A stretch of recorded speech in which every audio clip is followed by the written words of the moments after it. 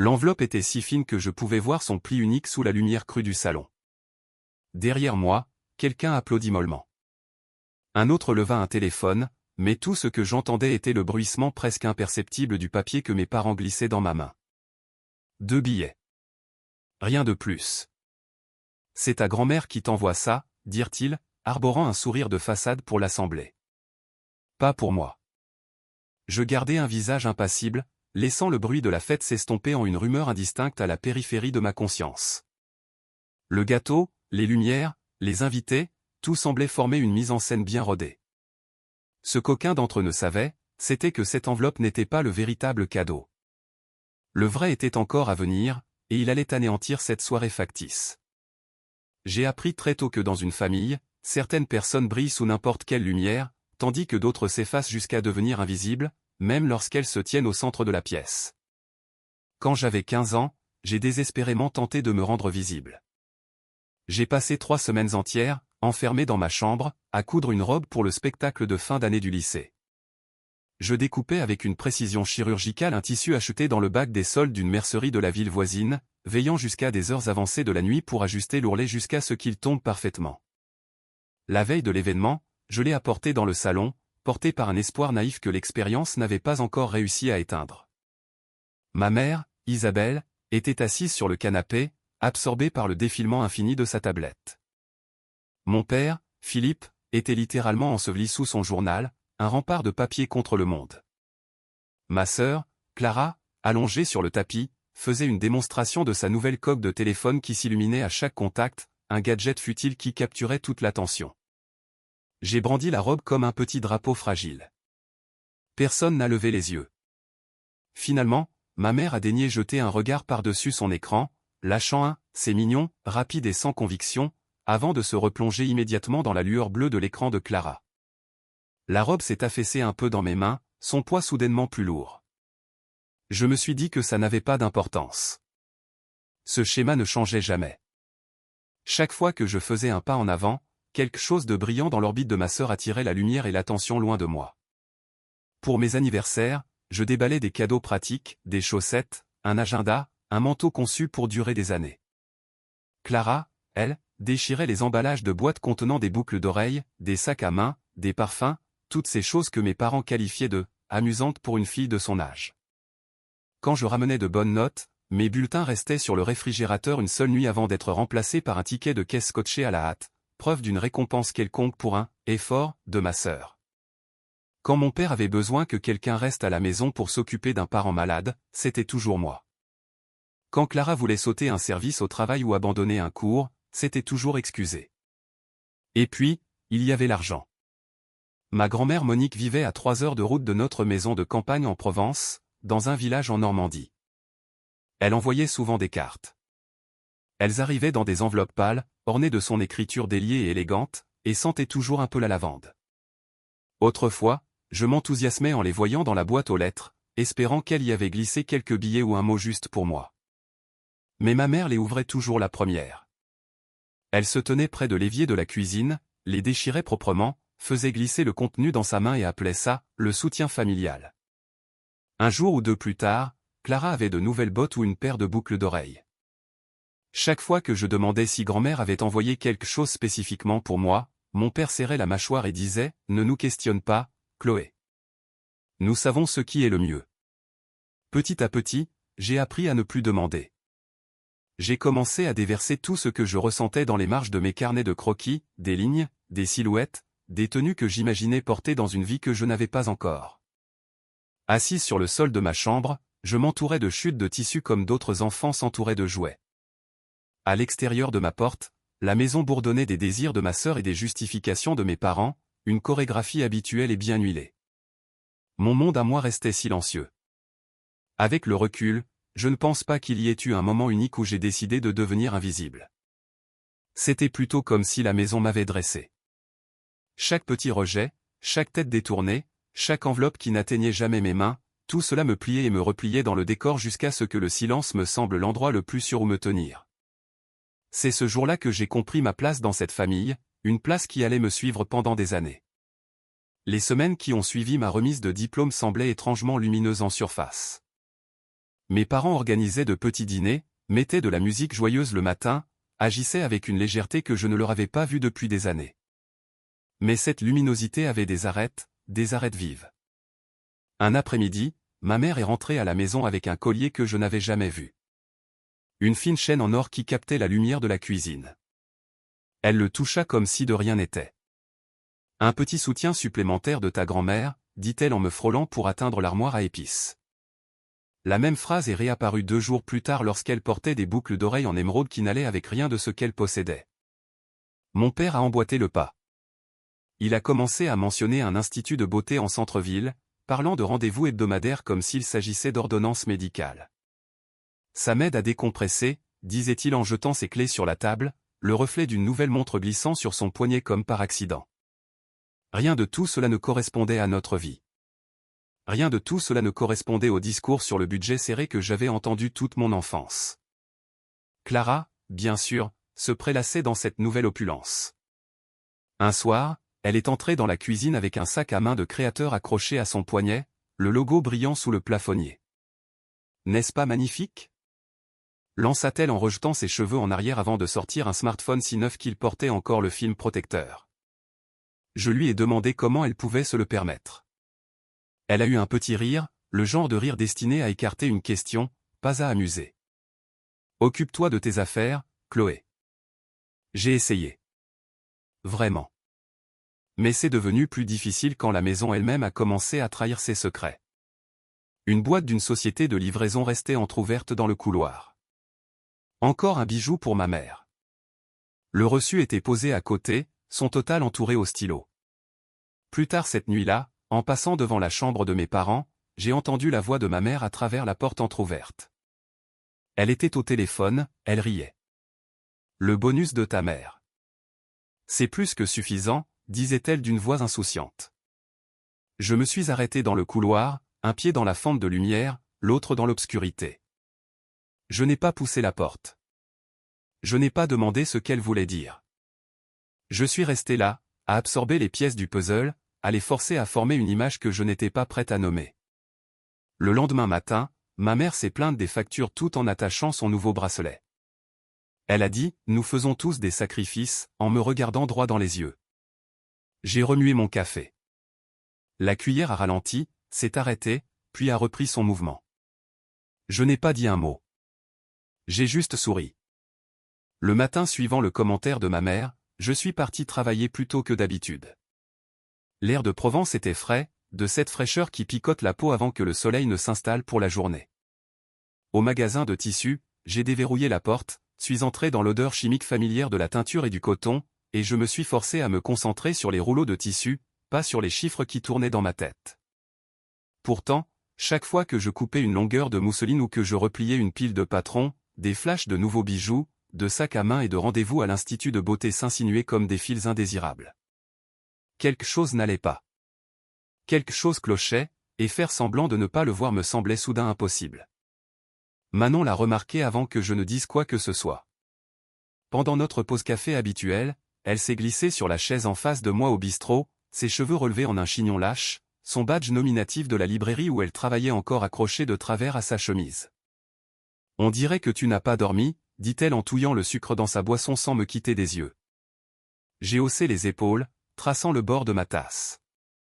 L'ambiance à la maison est différente. Différente comment? J'ai hésité. Des mots comme « argent volé » et « dépenses suspectes » semblaient trop lourds à prononcer. Ils achètent des choses qui n'ont aucun sens. Des rendez-vous à l'institut, des bijoux, des sacs, des téléphones. Des choses que nous n'avons jamais pu nous permettre, que nous ne devrions pas pouvoir nous permettre. Manon s'est penchée en avant. D'où vient l'argent? La question a atterri au centre de ma poitrine. J'ai regardé par la fenêtre, observant la ville s'animer autour de nous, les TER régionaux qui arrivaient en gare, les gens qui traversaient les rues, le rythme régulier d'un monde qui avait plus de sens que celui qui se trouvait à l'intérieur de ma maison. Je ne sais pas, ai-je dit, mais je pense que je dois faire attention. Chloé, a-t-elle dit, la voix basse mais ferme. Tu as ignoré les choses toute ta vie. Il est peut-être temps que tu commences à regarder. Alors, je l'ai fait. Cette semaine-là, je me suis transformé en une comptable silencieuse des achats des autres. À la maison, je notais les petits développements, le bracelet que ma mère portait alors qu'elle n'avait jamais possédé de bijoux auparavant, la montre que mon père consultait même lorsqu'il n'était en retard pour rien, la façon dont Clara marchait différemment avec son nouveau sac se balançant à son côté. Il ne me voyait pas les observer.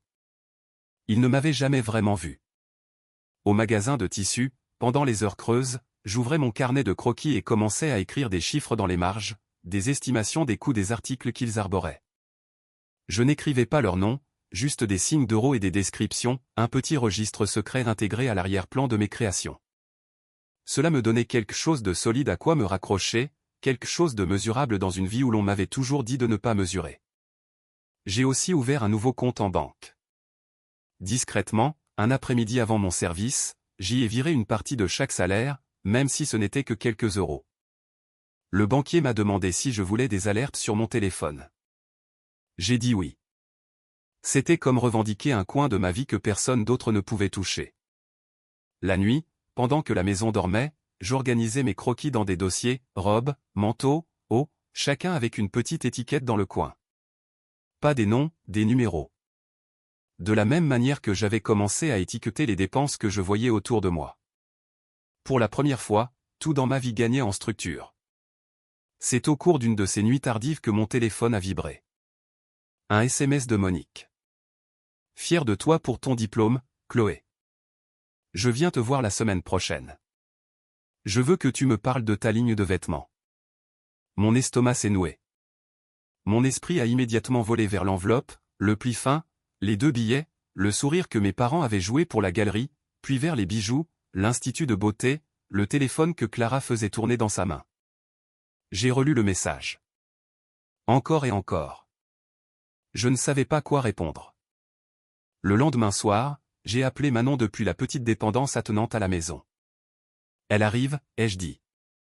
Et je ne sais pas quoi lui dire. Tu lui dis la vérité. Je ne veux pas faire exploser ma famille. Manon a expiré. Chloé. C'est eux qui l'ont fait exploser. Toi, tu ne fais que marcher à travers la fumée. Je n'ai pas répondu, mais ces mots sont restés. Les jours précédant la visite de Monique ressemblaient à l'observation d'une scène de théâtre en construction. Ma mère a récuré la maison jusqu'à ce que ses mains soient à vif. Mon père a répété des histoires sur les temps difficiles et la nécessité de se serrer la ceinture. Clara ne faisait rien, absorbée par son téléphone, demandant de temps en temps si sa tenue avait l'air chic décontracté. J'allais travailler, je rentrais à la maison et j'observais tout cela en silence. La maison ne ressemblait plus à un foyer. Elle ressemblait à un décor, et je me sentais étrangement détaché des rôles que tout le monde attendait de nous. Le jour de l'arrivée de Monique, l'air sentait le poulet rôti et le bois ciré. La table était dressée avec la vaisselle que nous n'utilisions que pour les fêtes. Ma mère s'agitait avec les sets de table. Mon père ajustait les couverts. Clara vérifiait son reflet dans la porte du micro-ondes. Quand Monique est entrée, sa présence a fendu l'atmosphère. Elle m'a serré dans ses bras la première, une étreinte forte, chaleureuse, et a dit « ma créatrice ». J'ai senti quelque chose se desserrer dans ma poitrine. Un fil enfin libéré. Le dîner a commencé par des sujets sans danger, la circulation, la météo, mon travail au magasin de tissus. Je répondais prudemment, offrant des versions de la vérité qui ne perturberaient rien. Je gardais ma voix basse, mes yeux baissés quand c'était nécessaire. Mais chaque fois que Monique posait une question sur ma ligne de vêtements, sur mes progrès, sur mes projets, quelque chose cognait en moi. Les croquis, les nuits blanches, l'enveloppe, le chiffre que j'avais vu dans la main de ma mère quand elle avait entouré un reçu, mon propre nom absent de tout ce que ma grand-mère était censée avoir envoyé. Pendant la plus grande partie de ma vie, j'avais protégé mes parents de la vérité. J'avais pensé que le silence était une forme de loyauté. J'avais pensé que maintenir la paix était mon devoir. Mais ce soir-là, alors que je regardais les yeux de Monique s'adoucir chaque fois qu'elle me parlait, une décision silencieuse a pris forme, une ligne que je n'avais jamais tracée auparavant. Si elle posait directement la question de l'argent, si elle prononçait le chiffre à voix haute, je ne lui mentirais pas. Pas cette fois. Plus jamais. Le dîner était presque terminé quand c'est arrivé. Le genre de moment qui n'arrive pas avec un avertissement, juste un petit déplacement, un changement dans la respiration, une pause entre les cliquetis découverts. Monique a posé sa fourchette, le métal touchant l'assiette avec un son doux et décidé. Elle m'a regardé, pas la table, pas la nourriture, mais droit dans les yeux. Alors Chloé, dit-elle doucement. Est-ce que les 18 000 € que j'ai envoyés t'ont aidé pour ta ligne de vêtements? La pièce s'est figée. La main de ma mère s'est arrêtée en l'air, ses doigts se resserrant sur sa serviette.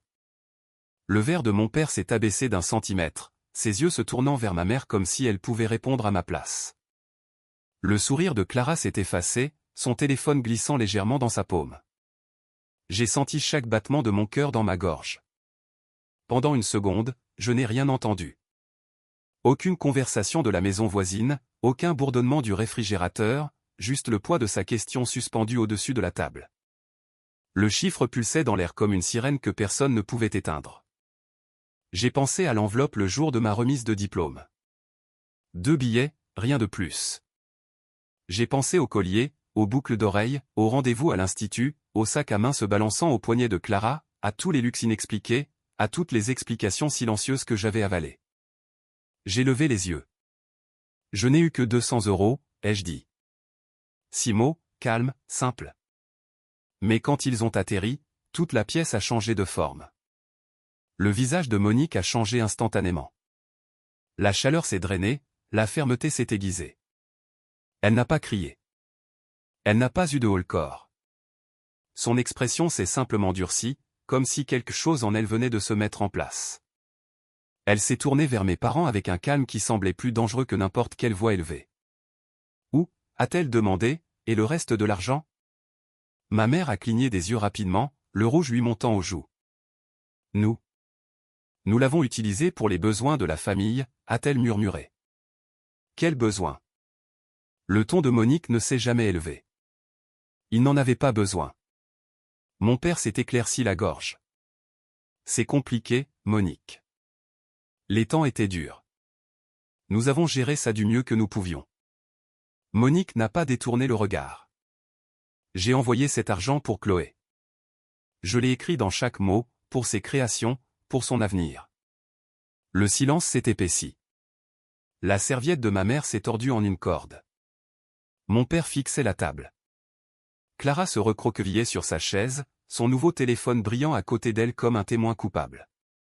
Puis, d'un seul souffle, la vérité a éclaté. Ma mère a murmuré, « Nous l'avons dépensé pour des choses pour la maison, pour Clara, pour nous. » Les mots sont restés suspendus, mous et laids. Monique a inspiré lentement. « Alors écoutez-moi bien, dit-elle. Il n'y aura plus de soutien. Pas 1 euro, pas une visite, pas une faveur. » Elle s'est retournée vers moi, et ses yeux se sont légèrement adoucis. « À partir de maintenant, tout ce qui t'est destiné viendra directement à toi. Pas d'intermédiaire. » Mes parents étaient assis, vidés, la performance dépouillée. Clara serrait son téléphone comme s'il pouvait la protéger. Plus tard, sur la terrasse, alors que l'air nocturne entrait, Monique m'a parlé des années de chèques, des montants, des intentions qu'elle pensait honorer. Et puis elle a prononcé les mots qui ont traversé tout le bruit dans lequel j'avais vécu. « Tu viens travailler avec moi. Tu apprendras le métier à l'atelier, et mon appartement à Rouen. Il est à toi maintenant. » Je n'ai pas parlé tout de suite.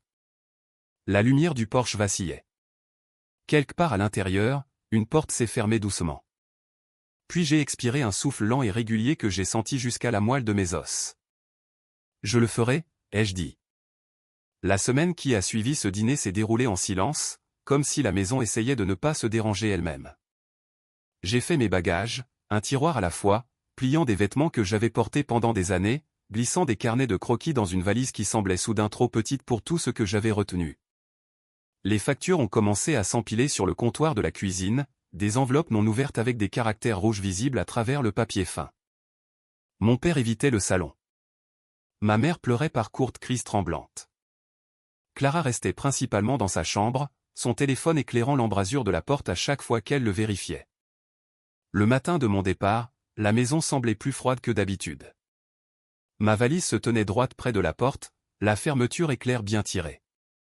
Ma mère a plaidé la première, sa voix se brisant autour des mots. Mon père a essayé de tout présenter comme un malentendu. Clara a dit qu'elle ne savait pas que l'argent était pour moi. Peut-être que c'était vrai. Peut-être pas. Quoi qu'il en soit, ça n'avait plus d'importance. Je n'ai pas élevé la voix. Je ne me suis pas expliqué.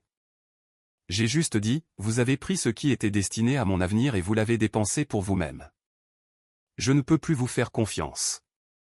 Puis j'ai ouvert la porte et je suis sorti, le son de sa fermeture derrière moi plus doux que je ne l'avais prévu.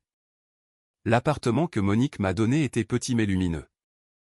La lumière du matin se déversait sur le sol, réchauffant les murs nus, faisant en sorte que l'espace vide ressemble à une possibilité plutôt qu'à un manque. J'ai fait du café, je me suis assise à une petite table près de la fenêtre et j'ai ouvert un carnet de croquis neuf. Pour la première fois, la page ne ressemblait pas à une évasion. Elle ressemblait à une direction. À l'atelier de Rouen, le tissu sifflait sous la vapeur, les ciseaux cliquetaient, les machines ronronnaient. Je me suis fondu dans le rythme facilement, comme si le bruit me connaissait. Et quelque part dans ce changement silencieux, j'ai réalisé que je m'appartenais enfin.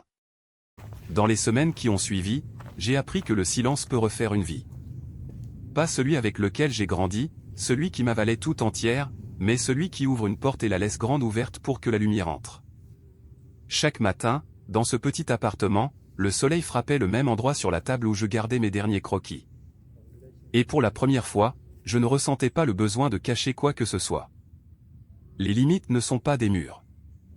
Elles sont l'endroit où vous vous tenez lorsque vous décidez enfin de ce que vaut votre vie. Si cette histoire fait écho à la vôtre, qu'elle vous rappelle que votre avenir vous appartient, entre vos propres mains.